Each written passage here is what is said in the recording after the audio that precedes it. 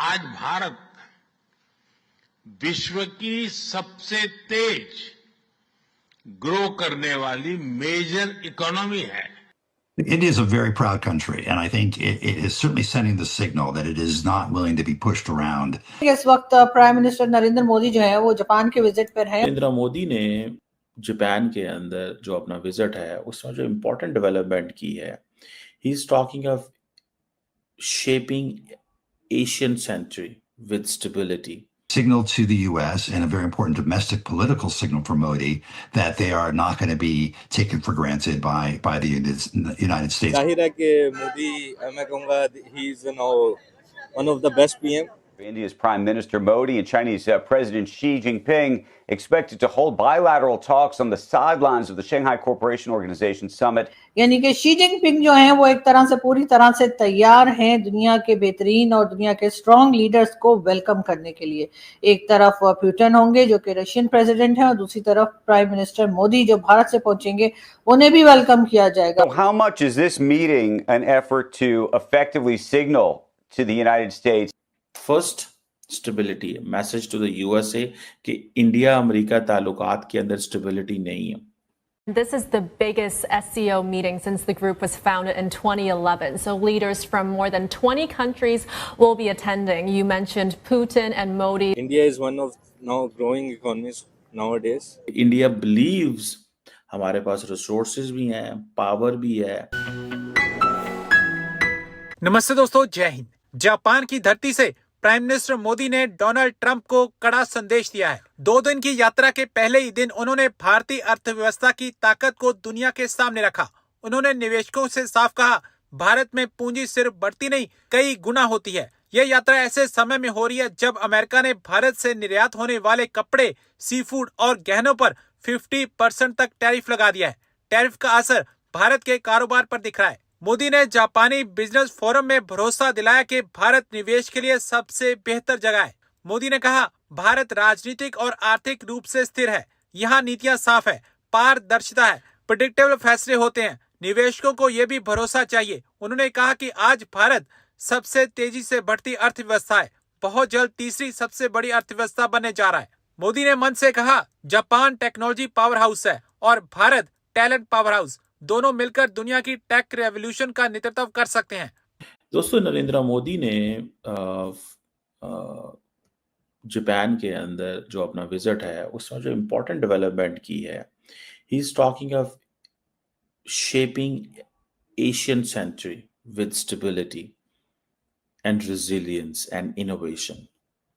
लेकिन सबसे इम्पोर्टेंट चीज जो मुझे नजर आ रही है, the thing which is of significance for me, that is के वो कहता है कि मैं एशियन सेंचुरी को शेप करने जा रहा हूं.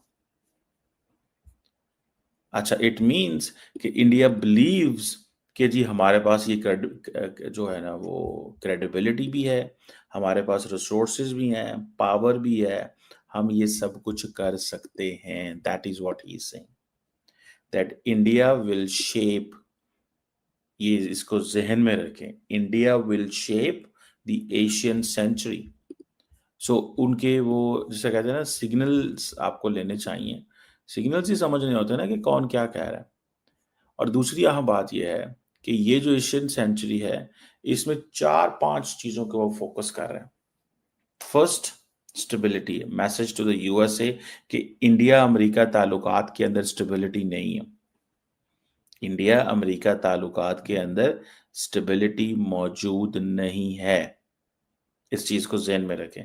This is what he is saying और this is what he is telling to the United States कि स्टेबिलिटी, एशिया में स्टेबिलिटी चाहिए. And Japan and India are players who will work in on stability. हम stability पे focus करेंगे. Second चीज है कि रेजिलियंस, और वो कहता है रेजिलियंस तब मिलेगी अगर स्टेबिलिटी होगी, अगर तुम हमारे साथ लंबा काम करोगे, अगर तुम हमारे साथ इंगेज करोगे, और हमारी रेजिलियंस तब एस्टैब्लिश होगी जब आप और इंडिया और जो रेस्ट ऑफ द वर्ल्ड है, पर्टिकुलरली अमेरिका, जापान जो है, वो हमारे साथ मिलकर कारोबार करेंगे, तो हमारी रेजिलियंस तैयार होगी. तो हमारी रेजिलियंस चाइना के अगेंस्ट कैसे बनेगी अगर आप हमारे साथ स्टेबिलिटी नहीं होगी. समझ रहे हैं आप इसको? इसको, ये बारीक लाइन है, इनको समझें।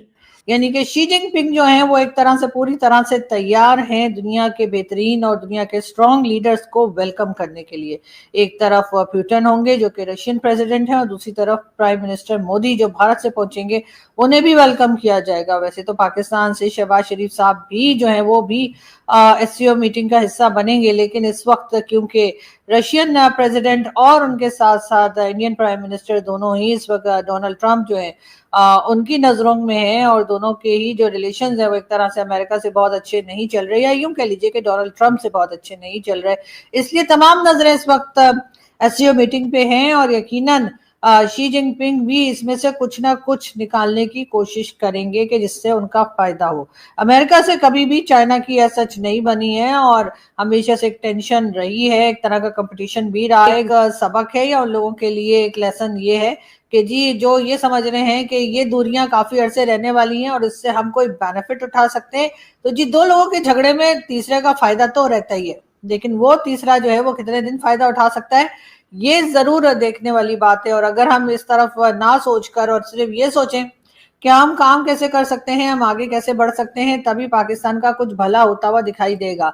अदरवाइज अगर आप सिर्फ ये सोचें कि जी क्योंकि अमेरिका और भारत की आपस में टेंशन हो गई है तो इससे हमारा कोई फायदा होगा, तो यकीनन ये फायदा बहुत ही शॉर्ट पीरियड के लिए होगा और हो सकता है उसके बाद जब हिंदुस्तान और ट्रंप की सरकार या ट्रंप ना हुए अमेरिकन सरकार कोई दूसरी आ गई और उनकी आपस में बातचीत हो गई, उन्होंने एक दूसरे के साथ मिलकर अपने डिफरेंसेस को दूर कर लिया, तो यकीनन ये चीज हमें काफी भारी पड़ सकती है। लेकिन फिलहाल तो शी जिनपिंग जो हैं वो नजर आ रहे हैं कि काफी एक्टिव हैं और वो एक तरह से वेलकम करने के लिए पूरी तरह से तैयार हैं रशियन प्रेसिडेंट को भी और इंडियन प्राइम मिनिस्टर को भी। एससीओ में पाकिस्तान की तरफ से शहबाज शरीफ साहब यानी हमारे प्राइम मिनिस्टर भी पहुंचेंगे और वहां पर बातचीत होने का कोई चांस है ऐसा लोगों को नहीं लगता। इसकी एक वजह यह भी है कि भारत फिलहाल पाकिस्तान से बात करने के मूड में नहीं है और जाहिर है अगर भारत बात नहीं करना चाहता तो शी जिनपिंग उनके ऊपर किसी किस्म का प्रेशर जो है वो नहीं डाल सकते कि जी आप पाकिस्तान के प्राइम मिनिस्टर आए हैं या पाकिस्तान से उनके पॉलिटिशियंस आए हैं तो आप बात करें। यकीनन उसके लिए पाकिस्तान को खुद मेहनत करनी पड़ेगी, पाकिस्तान को खुद अपने आप में कुछ ऐसी एक्टिविटीज दिखानी होंगी, अपने आप में कुछ ऐसी चीजें करनी होंगी जिससे कि भारत फिर हमसे बात करना चाहे, भारत हमसे बात करना पसंद करे, या भारत को एक तरह से आप ये कह लीजिए कि जो शिकायतें रही हैं पाकिस्तान से उसको लेकर जो है भारत जो चीजें उनको बताई गई हैं उसको लेकर किसी किस्म का आप एक्शन करते हैं, किसी किस्म की आप कार्रवाई करते हैं, तब शायद भारत बात करने के लिए या भारत की गवर्नमेंट पाकिस्तान से बात करने को तैयार हो। फिलहाल तो ऐसा कुछ लगता नहीं है।